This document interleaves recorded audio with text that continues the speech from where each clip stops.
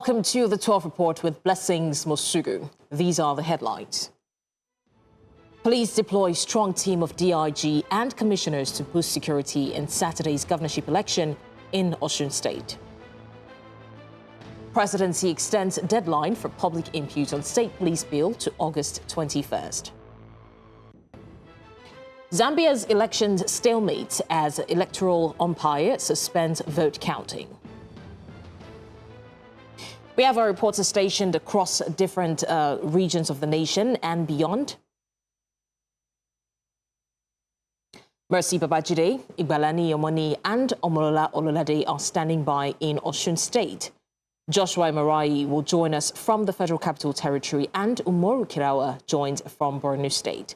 And of course, from Zambia, Mbonganis Ziba is ready with an update on the just concluded presidential election. We'll be getting the latest from our reporters in just a minute. Do stay with us.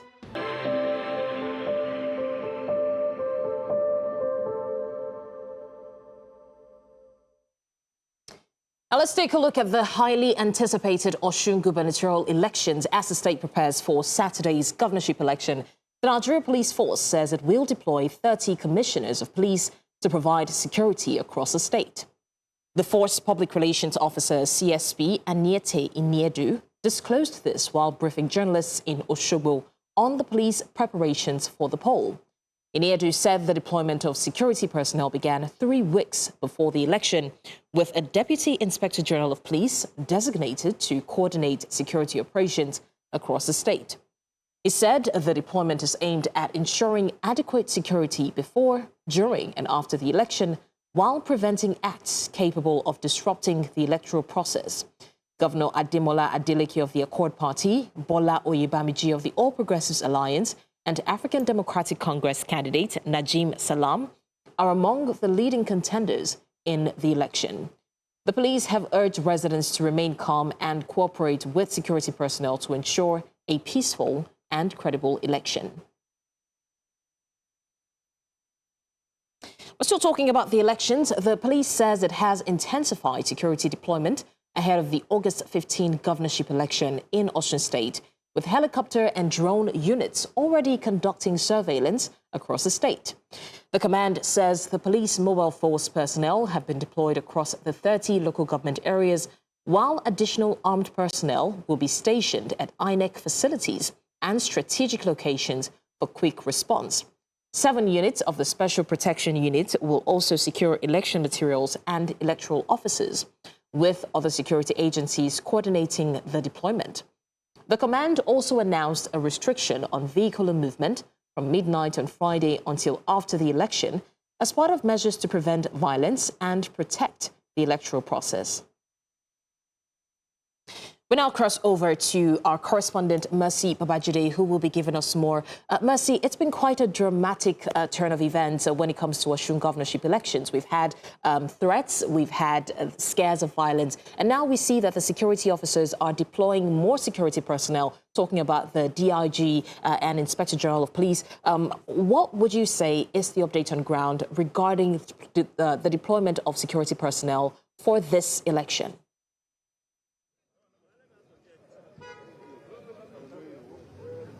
Okay, hello, Blessings. It might interest you that we have the Force PPRO all the way from Abuja on ground in Osogbo State headquarters, where the police PPRO, of course, earlier on, about 45 minutes ago, I said the only candidates they would be following would be peace. And he not only said that, he spoke about the fact that he's appealing to Nigerian parents to prevent underage children from being used for electoral offences or thuggery, assuring voters that adequate security measures are in place for the election. Now we have the PPRO on ground, of course, to answer most of our questions. Good afternoon. Good afternoon. Okay, my first question will be that there have been concerns about political thuggery, intimidation, and the movement of firearms in this election. And the election is in less than 24 hours. So what do you have to say about that?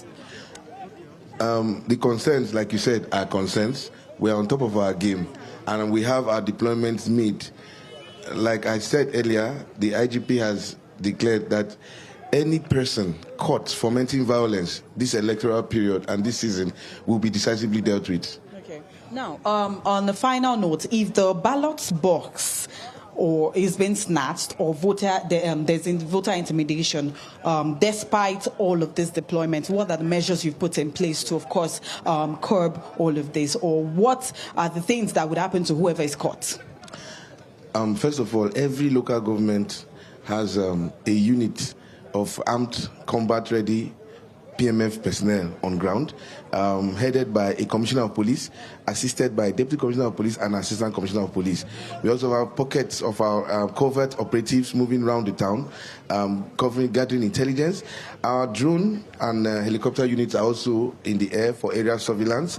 And I want to ensure citizens of Osun State, come out and vote. Come out and cast your franchise. It's your right, and the police is here to protect that right. Thank you. Okay, sorry, now that you've said everybody should, of course, come out to vote, you mentioned earlier on about minors coming out to vote and how the parents should stop this. If any minor is being caught, what are the measures or preventive measures you've put in place for both parents and to totally avoid minors from voting in this said election? Thank you. The electoral laws are clear. Underage voting, vote buying, snatching ballot box, electoral violence and intimidation, insightful comments, bribery of electoral officials. If we find anyone involved in this, we will arrest them. We will treat them as criminals and we will charge them to court. Thank you. All right, thank you very much. All right, you've heard straight from the PPRO of the Nigerian police force, who have, of course, said anyone caught or anyone culpable of voting, underage voting, and, of course, snatching ballots or any violence whatsoever would be arrested and charged to the necessary courts. Over to you in studio. Blessings. All right, Mercy Babajide there with the update. And we're hoping that it truly is guaranteed for the people of Osun State to actually come out in their numbers to vote on that day, which is tomorrow in less than 24 hours, seeing as the deployment has already commenced and they have assured that there will be security. We're still talking about Osun State. Now, as the state's election remains less than 24 hours, the Independent National Electoral Commission has eventually distributed election materials to the registration area centres across the 30 local governments. News Central's Omolola Olade now joins us from the registration area centre in Osogbo to give us an update. Omolola, I remember that we had this conversation yesterday and we're talking about how ready the INEC was in terms of distribution of materials and whether or not these materials will actually get to the base ground before the elections. Can you tell us what's going on at the RAC Centre where you currently are? All right, we'll be joining Omolola Olade in no time, but as you've seen, some of the INEC election materials have arrived, and Omolola will be giving us an update on whether or not this signifies readiness on the part of the Independent National Electoral Commission. But with less than 24 hours to the Osun State governorship election, the atmosphere in the state capital, Osogbo, is charged as residents prepare to head to the polls tomorrow. Now, campaigning has ended and attention has now shifted to the ballot, with voters weighing their choices while security operatives step up their presence across the state. Now, to bring us the latest development and the mood in Osogbo in general, we now cross live to our correspondent Igbalani Omoni in the state capital. Ni, if you can hear us, we have just spoken with Mercy Babajide and we're still trying to establish connections with Omolola regarding the level of preparedness for INEC. But we know that security forces have been deployed in their numbers in readiness for the elections. Now, with less than 24 hours to this election, what is the mood like in Osogbo? How prepared are the residents? Now, it's up to the residents to come out in their numbers to actually vote in tomorrow's elections. What would you say regarding their level of preparedness? As you mentioned, it's less than 24 hours to the election. Today is public holiday declared by the current administration, so everyone is just trying to take a chill, do few business they could run. We're currently at an old garage in Osun State, the capital, which is Osogbo, and we can see it's business as usual. I would want to ask the people themselves that will they come out to vote. I've been trying to keep an operator here since, as you see, is trying to get passengers from here in Osun to various parts because commercial drivers and operators here move from Lagos to Ibadan and many other places.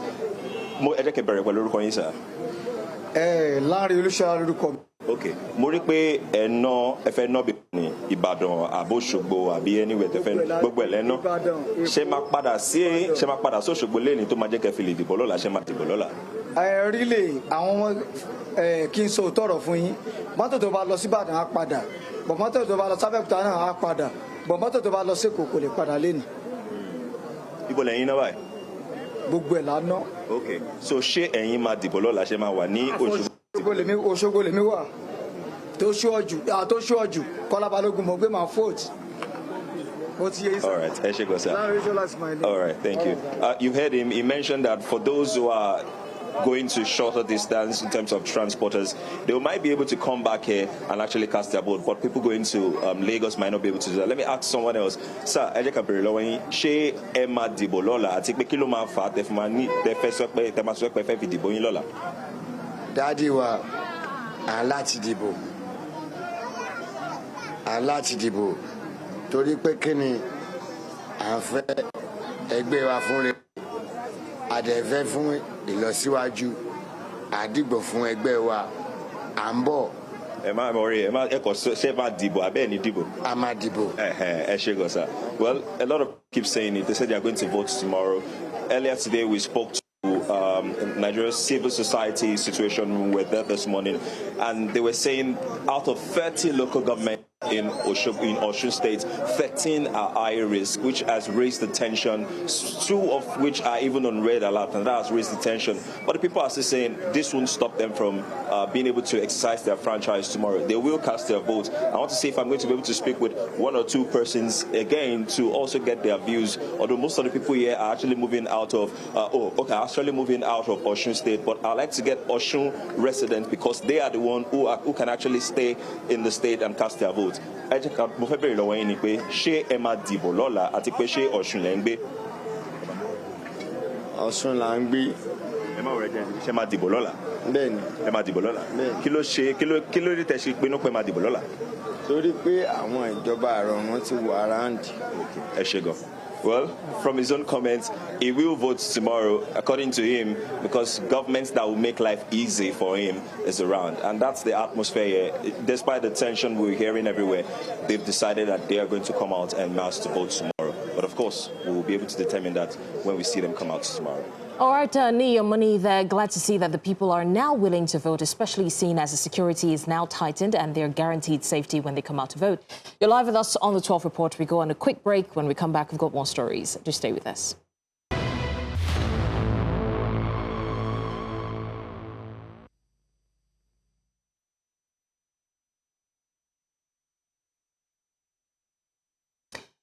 Glad you're still with us. We did say earlier that as the Osun State election remains less than 24 hours, the Independent National Electoral Commission has eventually distributed election materials to the registration area centres across the 30 local government. And we were having this conversation with our correspondent, Omola Ololade, just yesterday, and want to have her back to talk about this. Omola, we have seen the materials, and gladly these materials are on ground, which shows some level of preparedness on the part of INEC. Can you talk to us about what's going on at the RAC Centre where you are currently presently? Oh, yes, Blessing. So we are presently at, one of the RAC centers, that's the registration area centers here in Oshogbo.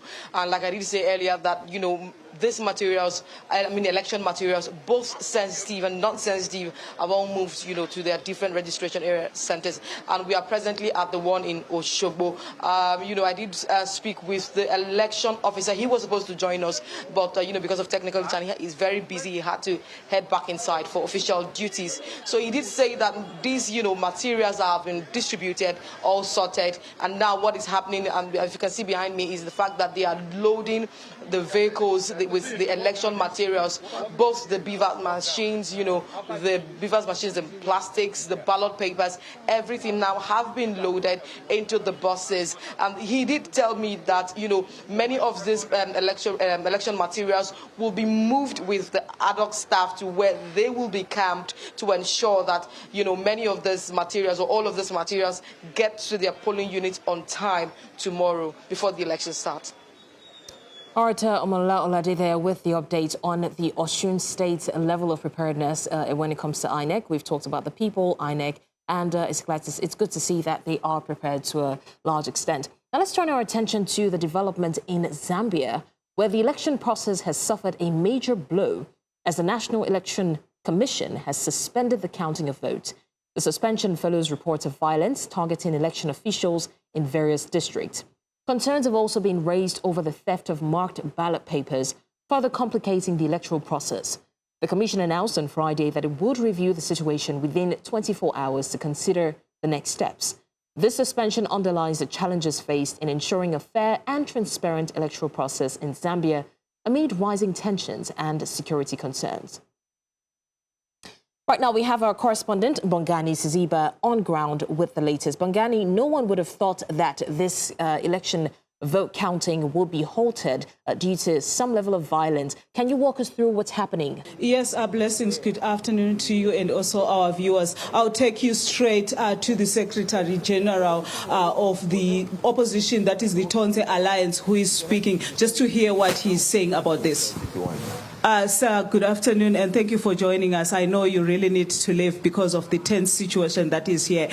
You heard what the Electoral Commission has just said. What is the opposition or the Tonse Alliance reaction to this?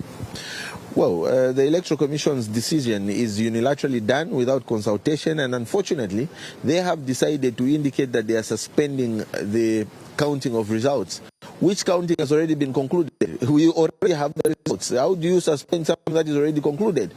Throughout the country, this is past 1 o'clock, and we voted yesterday. We started counting these ballot papers as of evening, after 18 o'clock in the evening. Are you telling me that any reasonable polling station would not have concluded the voting? We know we've already concluded the voting, and we've already concluded the counting. We know President Munduvile has already won these elections. As a matter of fact, we've got the results. We're just waiting for them to announce officially. But the Electoral Commission of Zambia now is losing its credibility to the highest levels. We should not trade our democracy because of one single individual who's selfish. We must not trade our history of good governance and good transition of governments because of one individual who wants to hold on to power. No, we should not allow that.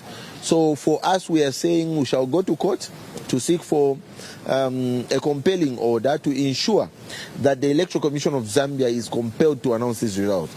Because for the first time in the history of this country, we've got soldiers on the street. Soldiers are on the street managing these elections. But are we under a state of emergency? Definitely not. If Hakainde has decided to declare a state of emergency without announcing to the Zambian people, then that is another form of illegality of the highest order. In a constitutional democracy such as ours, we respect the rule of law, we respect the constitution, and we respect regime change. Now is the time for regime change. Time has come. It is change o'clock. He must know, he must just accept, concede defeat and leave. It's as simple as that. Why should he start abusing this Electoral Commission of Zambia? We know already. We have always doubted the credibility of the Electoral Commission of Zambia because we know a couple of commissioners there are political cadres for the ruling UPND. We know them, we can point them out, but what we decided to do is we shall respect the process as it is and ensure that we have a credible election where the voices of the Zambian people are heard. Brian Munduvile, today as we are talking, is the people's president. The Zambian people right now voted overwhelmingly for this president. And we are just waiting for them to declare so that we get into State House. We are in a hurry to develop our country. We can't continue these petty machinations. No, we can't. We heard that the reason for suspension is because of violence. Has there been violence that you know of? There's been a lot of violence from the ruling UPND.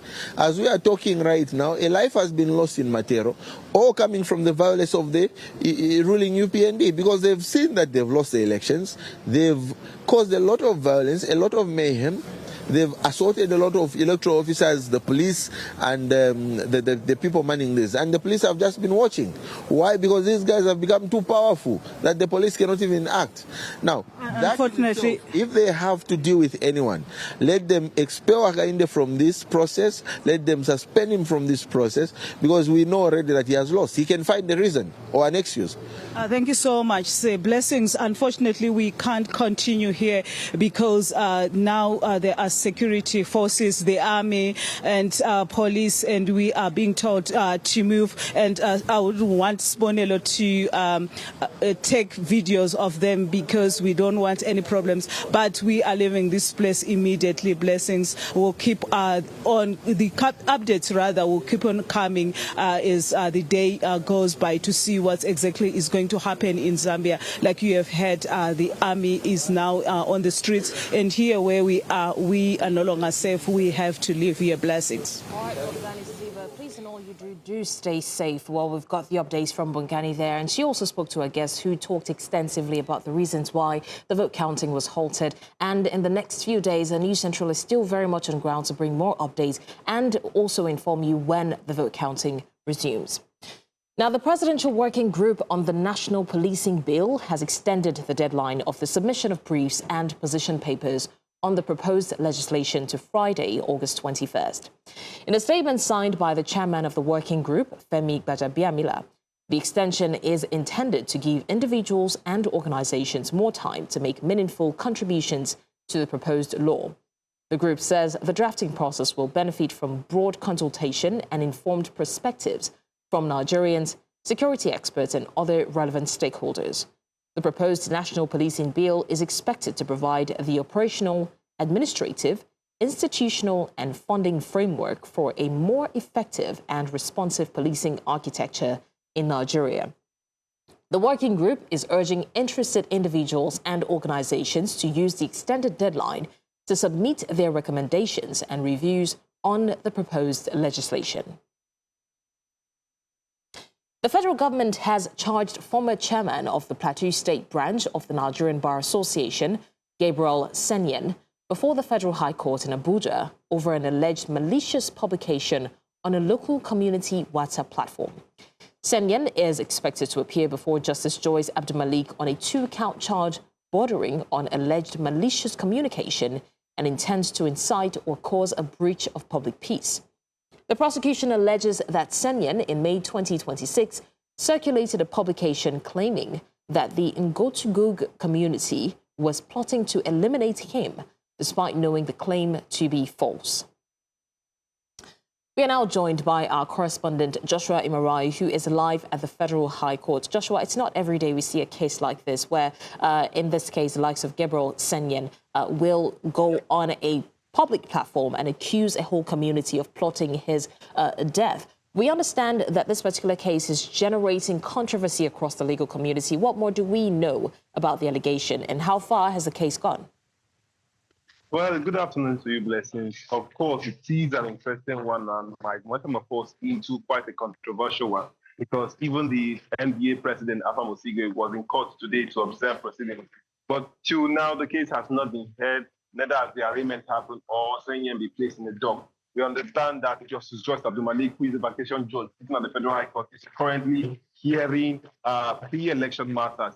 But the case is quite an interesting one because based on the allegations filed by the Department of Public Prosecution, Senyen is accused of actually inciting the public, and we understand that reports from the ground indicate that this particular case is actually rocking the judiciary, particularly across legal sectors. Now, we know that Senyen is in court, and we understand that in any moment from now he's going to take his plea, but that has not happened. And we understand from the allegations profiled against this individual, Senyen is accused of malicious publication via one Ngotugug local community WhatsApp platform. For a fact that this man happens to be a former chairman of an NBA branch in Plateau State is what is adding a layer of controversies to this case. So we are waiting for the court to hear the case while Senyen will take its plea and will report further. Blessings.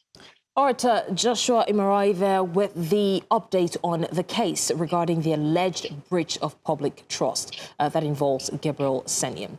You're live with us on the 12 Report. We go on yet another quick break, and we hope to see you when we return.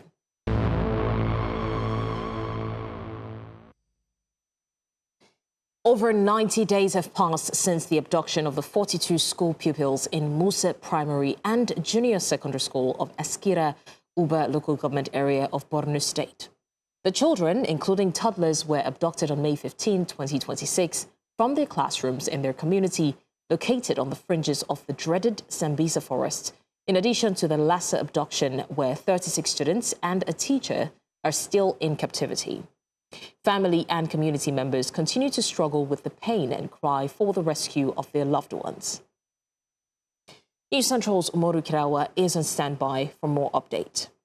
Umoru, it's disheartening to see that families, loved ones, and even friends or neighbors are still wondering what the fate of these children are, these pupils and students who went to school unarmed and unfortunately are yet to be back home. Can you run us through the update regarding these kidnappings? Well, Blessing, it's a painful one on the side of the family members, particularly the parents of these children who have been abducted since more than 90 days. They are still in captivity and they are struggling to survive the pain.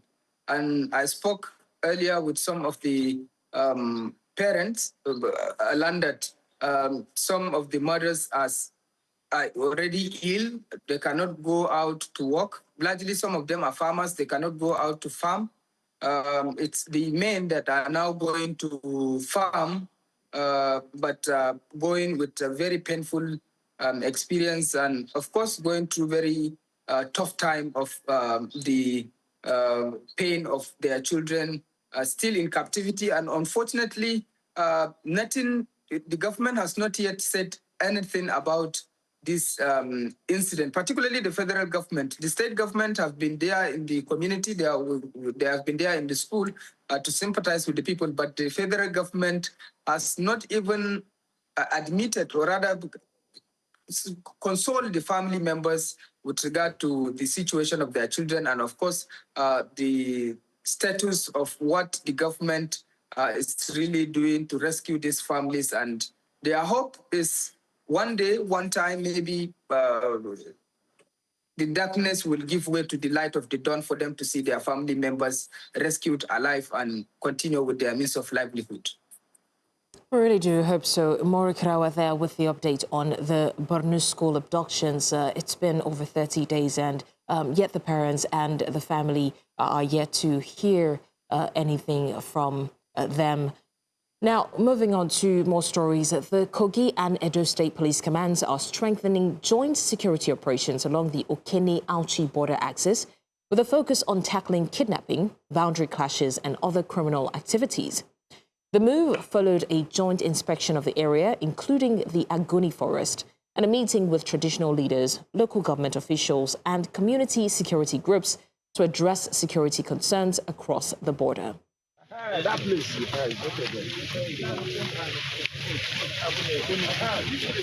Hello, good afternoon. I'm live here between the border connecting Kogi State and Edo State. And just behind me, this is a flashpoint where kidnappers would attack commuters on the expressway here. And we've seen the joint forces of the Edo State security forces and the Kogi State security forces coming together to synergize and look for pathways to which to clamp down on criminality on this particular highway. Speaking to journalists earlier, the CP of Kogi State and the CP of Edo State reiterated their commitment in tackling insecurity and criminality in this particular highway. IGP Olatunji Disu, PSC Daga, NPM, to strengthen collaboration among the states so that the entire security architecture of the country can be strengthened, and commissioners of police will be very familiar with their terrain, and we create channels of communication and intelligence sharing so that intelligence and operational intelligence can be shared within the shortest time possible. and to make the commissioners of police to be familiar with the terrains where they operate and to be able to see the challenges and come up with viable options, viable strategies that can help the police to really deal with criminal situations, crime and criminality in their respective commands. They say the thing about kidnappers and kidnapping is that when they operate and you are waiting for tactical teams from headquarters, the period it will take tactical teams from headquarters to get here may be more than 40 minutes. But if you have a synergy here, like we have seen on ground, the response time will be better. And that's why we are out here. You just heard from both our Commissioner of Police, and they are not the only ones doing the talking here. We've heard from our local vigilantes and also community members who have raised issues regarding border issues and tensions between our communities across the Edo State and Kogi State borders. Also, concerns being raised about the issue of recurrent attacks, where we see forces, attack criminals in this area, and then they move to other areas close in Edo State. And when they are dealt with, they move back here. And these are just some of the issues that have been raised. But most importantly, stakeholders are calling for synergy between all the security forces so as to flush out criminals in this particular axis. It is back to you in the studio. In my package, I will do a fuller reporting about. Art News Central's Mono Balagogo there on the border security in Kogi State. The Federal Fire Service, in collaboration with the Nigerian Institute of Public Relations, is advocating stronger collaboration, strategic communication, and improved public awareness to reduce fire incidents and strengthen emergency response in Nigeria. This is the focus of a one-day National Stakeholders Summit on Fire Safety, holding in Abuja with the theme, Building a Resilient Fire Service for National Development. News Central's Aisha Saliu is live at the venue of the event and brings us more details. Aisha, it's important that we're having this conversation around fire, especially seeing how fire has been breaking out. Recently, I think there was one at a fuel station in Abuja. Can you give us a breakdown of the core focus of this event? Thank you so much, Blessings. Well, indeed, I agree with you. We've had several incidents of fire outbreak, and now very recently, even happening in the FCT, about 2 incidents happening just last week. But here at the National Summit, the conversation now is moving from, it's now a radical shift. The CG of Fire Service and also the Director of the FCT Fire Service has mentioned that over the years, the focus has always been about, emergency response whenever there is a fire outbreak. They then move their trucks to locations to contain the fire. But now there's been a radical shift, and the conversation is on early warning signs, preparedness, where they can begin to put in structures and systems in place to ensure that they can predict or prevent these fires from happening. They've talked about, collaboration, not just from the fire service, even the community, even the government and other stakeholders that can ensure that this radical shift will take place. The CG has also mentioned that there's going to be the unveiling of the Federal Fire Service Relations Badge, where these people are the ones that will be responsible for communicating the messages, how to communicate before fire incidents, during the fire incidents, and what to do, the right people to do this communication and the language with which they can communicate effectively so that fires can be contained sooner rather than later. The CG has also mentioned that there will be a multiplicity of fire emergency response stations nationwide because these emergency response stations are not sufficient currently, so there's going to be multiplicity nationwide to ensure that fire incidents are curbed immediately. And also, he also mentioned that there is the right of way for fire trucks. It's more like treating fire trucks as ambulances now, where citizens are urged to ensure that there is right of way of passage for trucks whenever they are moving to locations. So the major crux of the conversation here is how they can begin to better communicate these measures to members of the public. That is why they are also inducting some members today for the public relations, where they'll be able to use the right language, channel the message properly to the people regarding prevention and even finally response.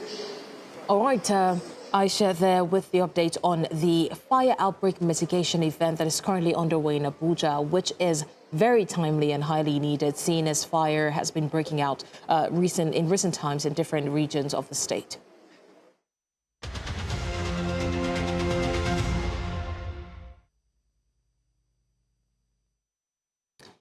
Let's take a bit of business. The Central Bank of Nigeria has reopened its open market operations to individuals, corporates and non-bank financial institutions for the first time in 7 years. Under the revised framework, retail investors can participate in both primary and secondary OMO markets through deposit money banks. The CBN also eased restrictions on banks' access to its standing lending facility and restored tenured repo operations of between 4 and 90 days. Analysts say the measures will improve liquidity management, deepen Nigeria's fixed income market, and help contain inflation without increasing the monetary policy rate. However, they warn that OMO yields could moderate as broader participation increases.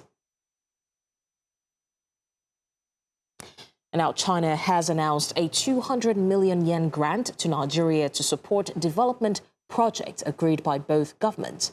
The Chinese ambassador to Nigeria, Yu Dunhai, disclosed the assistance during a meeting with Permanent Secretary of the Ministry of Foreign Affairs, Dunomi Umar Ahmed. The grant, estimated at about 40.32 billion naira using the Central Bank of Nigeria's exchange rate, is intended to support Nigeria's national development and economic growth.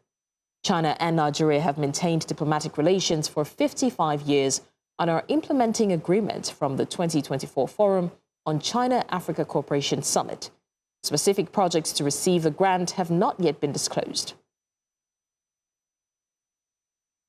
Asian stocks are heading for the strongest weekly performance in 2 months, supported by softer U.S. inflation data and growing expectations of lower interest rates. MSCI's broadest index of Asia-Pacific shares outside Japan rose 0.16% on Friday, putting it on track for a 2.6% weekly gain. Japan's Nikkei gained 1.5%, while South Korea's Kospi climbed 1.8%. Investor sentiment was also supported by strong technology earnings and optimism around artificial intelligence. However, Middle East tensions remain a concern, with Brent crude heading for a weekly gain of about 4%. The Japanese yen remained under pressure, trading near 160 to the dollar, as investors monitored global economic and monetary policy developments. Zambian President Hakainde Hichilema has condemned xenophobic violence against foreign nationals in South Africa, calling for an end to attacks that threaten the spirit of African unity. Hichilema spoke shortly after casting his ballot in Zambia's general election on Thursday, as millions of Zambians voted to elect a president, lawmakers and local government representatives. His remarks come amid renewed concerns over attacks and intimidation targeting foreign nationals in South Africa. In recent months, Nigerian and other African nations or nationals have faced violence and growing anti-immigration sentiment, prompting some affected communities to seek repatriation. South African authorities have condemned violence against foreign nationals and pledged that perpetrators will be prosecuted. This country had its bridges bombed by the South African apartheid regime and many other African countries. But we said these are our brothers and sisters, and we fought with you. We fought with South Africans. We put our lives on the chopping boards.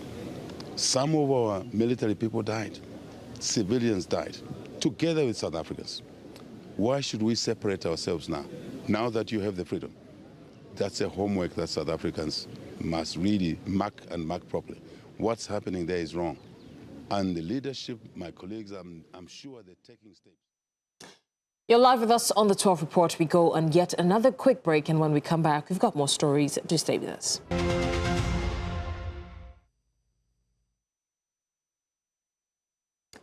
7 workers have died and 3 others remain missing after water and debris suddenly surged into an under-construction tunnel in India's Uttarakhand state.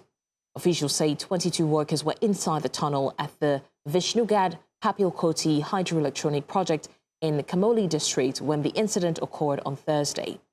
19 workers were rescued, with those injured taken to Gopeshwar District Hospital for treatment. Authorities believe landslide activity and sudden water ingress triggered the incident, rapidly filling part of the tunnel with debris and water.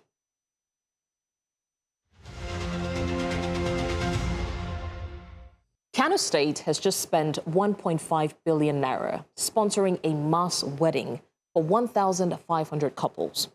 The government says it's meant to ease the financial burden of marriage for low-income residents, particularly widows, divorcees, and other vulnerable people, while strengthening families and social stability. First off, Nigeria has told us that the wedding is rarely the expensive part of marriage. Marriage starts when the guests actually go home. If financial hardship is serious enough that government must help you get married, what then happens when the rice finishes, when rent is due, when children arrive, when 100,000 naira business capital meets Nigerian inflation and discovers that it too needs financial assistance? That is where this policy deserves interrogation. Kano is not ignoring infrastructure. In fact, its 2026 budget actually identifies education, health, and infrastructure as major priorities, with hundreds of billions allocated across those sectors. But Kano still has enormous developmental needs, including education, water, sanitation, healthcare, infrastructure. It's never too much. Even the state-owned budget planning earmarks tens of billions for water and environmental sanitation. So, the question is not whether 1.5 billion naira can magically rebuild Kano State. The question is whether subsidizing marriage is the best poverty intervention for people who are poor enough to need government assistance to marry. But this is the most uncomfortable part. At least one bride in this program was 17 years old. The state itself financed and facilitated at least one marriage involving a person legally defined as a child under Kano's own general definition. Kano's child protection law generally defines a child as someone under the age of 18. And that should trouble us, because poverty alleviation should expand choices and not make child marriage easier. Give people skills, give women sustainable businesses, keep girls in school, improve water, healthcare, and sanitation, create jobs. And if 2 financially stable adults then decide to marry, fantastic. And that's your postscript. That's all on the 12 Report today. Do well to join us and send your eyewitness report to the WhatsApp number on the screen, because we want to see what you see. Follow us on social media. We are at News Central TV. Now, you can watch News Central live on DSTV, channel 422, GoTV, channel 23, Star Times 274, Avo TV, and live on YouTube. Many thanks for watching. I'm Blessings Musugun.